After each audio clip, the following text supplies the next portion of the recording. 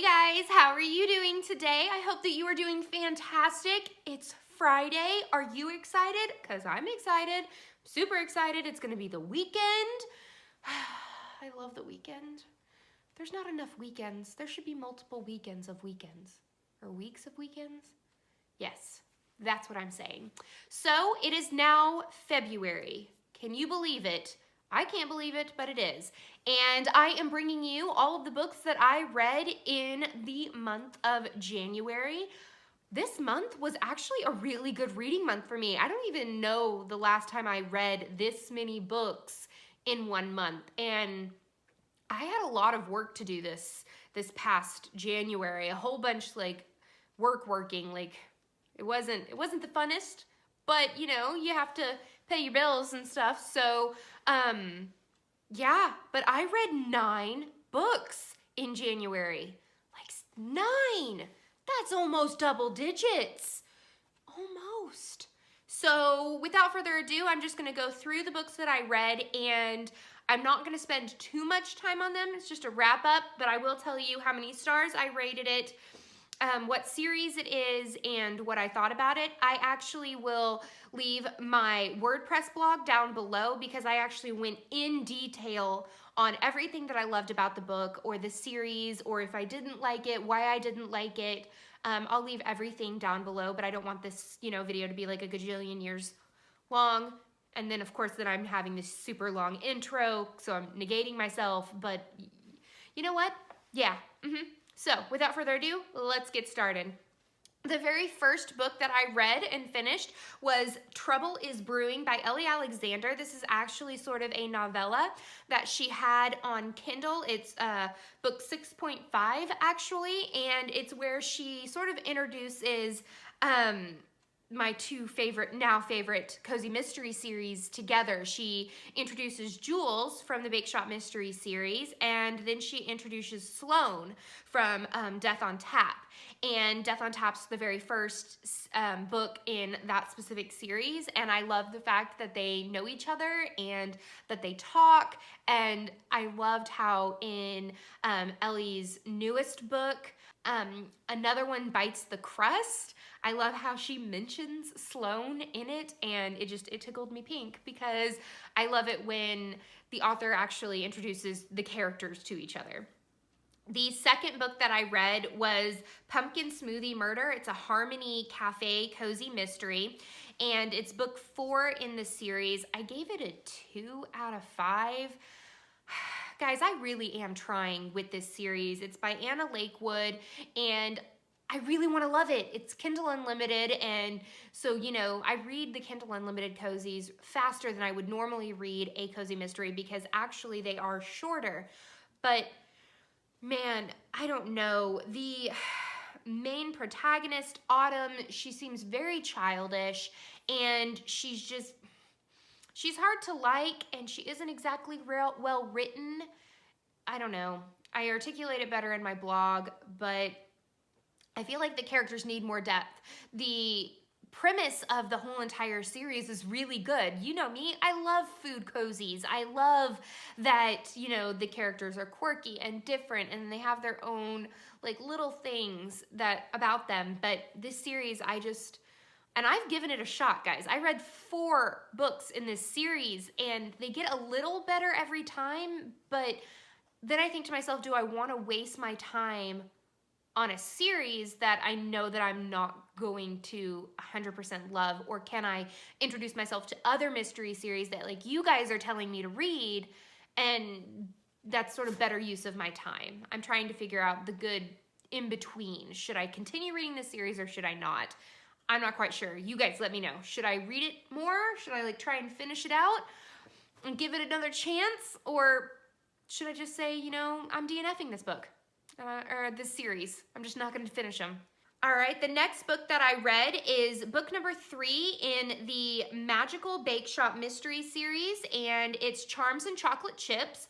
I actually gave this a 4 out of 5 stars. It's by Bailey Cates. It's I love reading about Katie Lightfoot and her aunt and uncle's bakery shop. I love learning about hedge witchery and the fact that they bake goodies and spells into their bakes so that people sort of get what they need in their life at that time. So in book number 3, Katie has actually just learned that she is a light witch, that she sort of can't do any bad magic, which is perfectly fine with her, but she seems to also be a catalyst.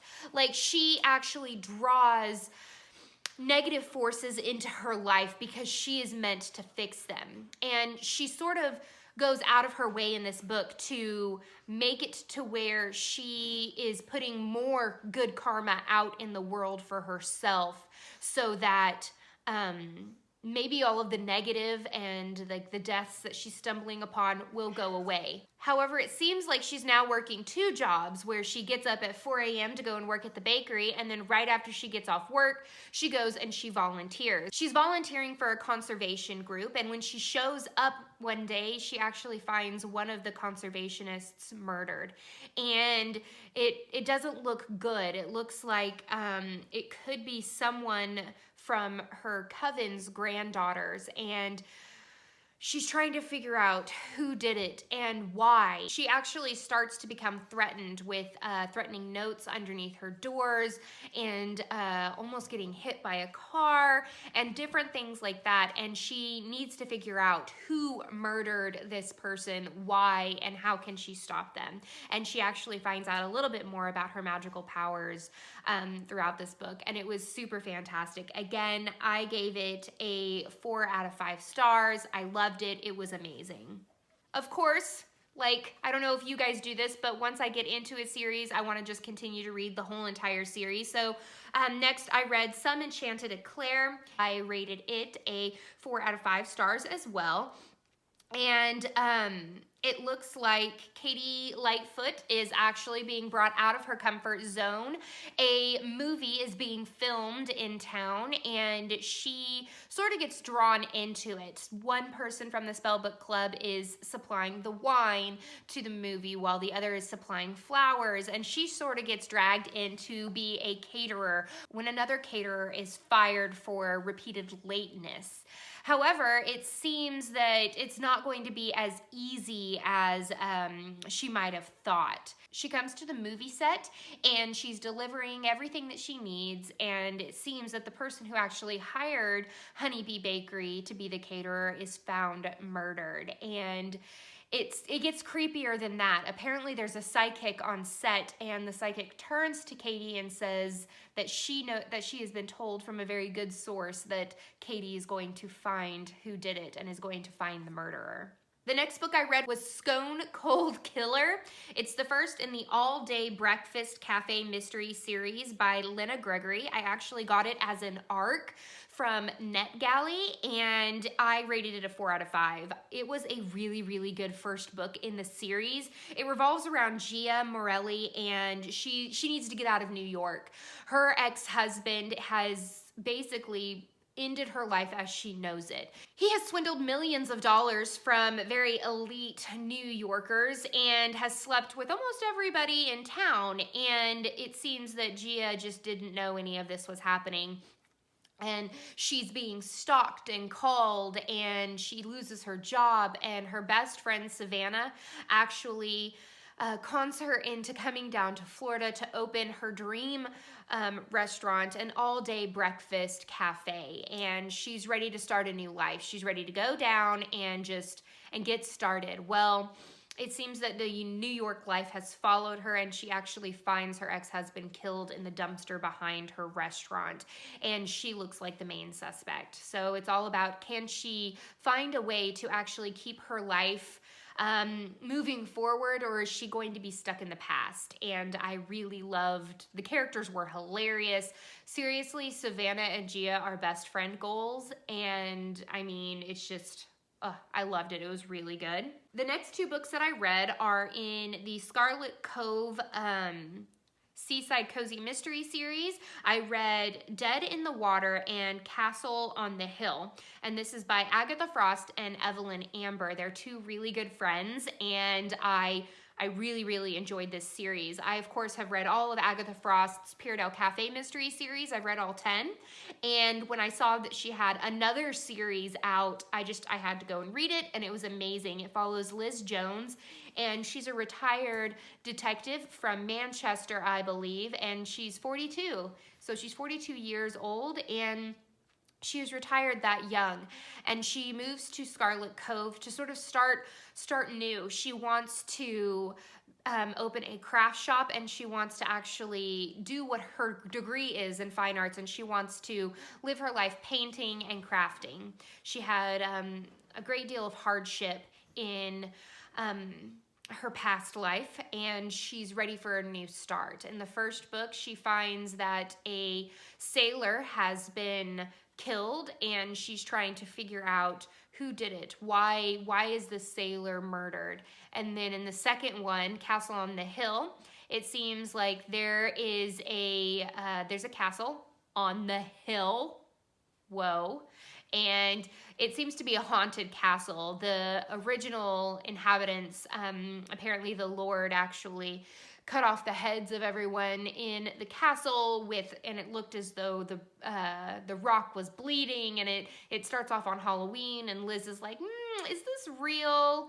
I don't think so. But then she stumbles upon and kicks a decapitated head. Was it maybe a ghost coming back and killing this guy? Or is it more along the lines of someone's just trying to play with people's emotions? And it's a lot of fun to read, and I love the fact that she was a detective.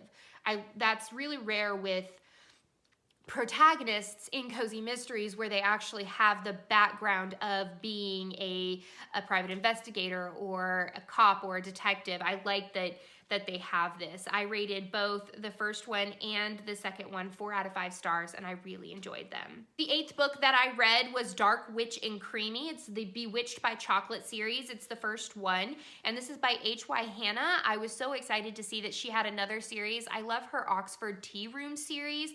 It's pretty amazing. I'm just saying, I love it.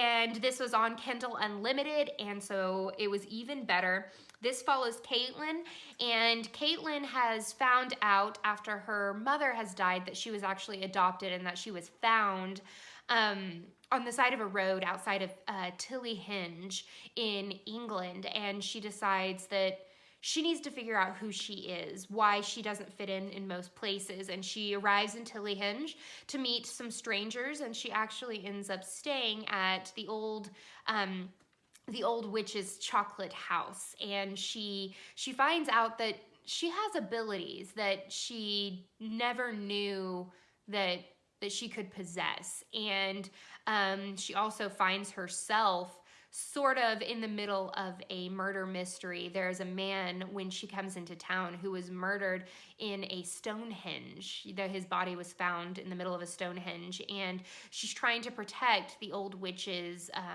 person, because she is considered a suspect because she's a witch. I really, really liked this book. I rated it a 3 out of 5 stars. I feel like it could have gone more in depth and been a little bit longer, and there were some parts that I was about, but I'm really excited to read the second one to see if the characters grow and if the writing gets better. And last, but certainly not least, I actually finished this book recently, and it's Marigolds and Murder. It's a Port Danby series by London Lovett. I loved this book. I actually have already downloaded the second book to start reading because it's awesome. I'm so happy. I rated it a 4 out of 5 stars. It was really good. It follows Lacey Pinkerton. She's moving from the big city and she's moving away from a 6-figure job, and the moniker or the nickname of the $1 million nose. She has a rare ability to be able to have heightened senses, and she worked for a perfume industry where she was quite coveted because of her abilities. However, the business that she was working for, she had a nasty breakup with her fiance, to whom was cheating on her repeatedly, and she decides that she's going to start off on her own in a new adventure. and she shows up at Port Danby and she's opening a flower shop. However, it seems that her nose isn't just going to be in flowers. She stumbles upon a dead woman in the middle of a pumpkin field, and her nose picks up extra clues, and she is working with Detective James and trying to figure out who did this. It was fun and it was cute, and I really, really liked it, and I'm super excited to read the second book. So that's the end of this chapter of Courtagonist. I can't believe I read 9 books. How many books did you guys read in the month of January? Let me know down below. Do you have any suggestions on what you think I should read for the month of February? Make sure that you go and subscribe to the Cozy Mystery Book Club on Twitter, because we're also going to be reading a new Cozy Mystery, and I'm super excited. Please give me a thumbs up and subscribe if you haven't already. And until next time, guys, happy reading. Bye.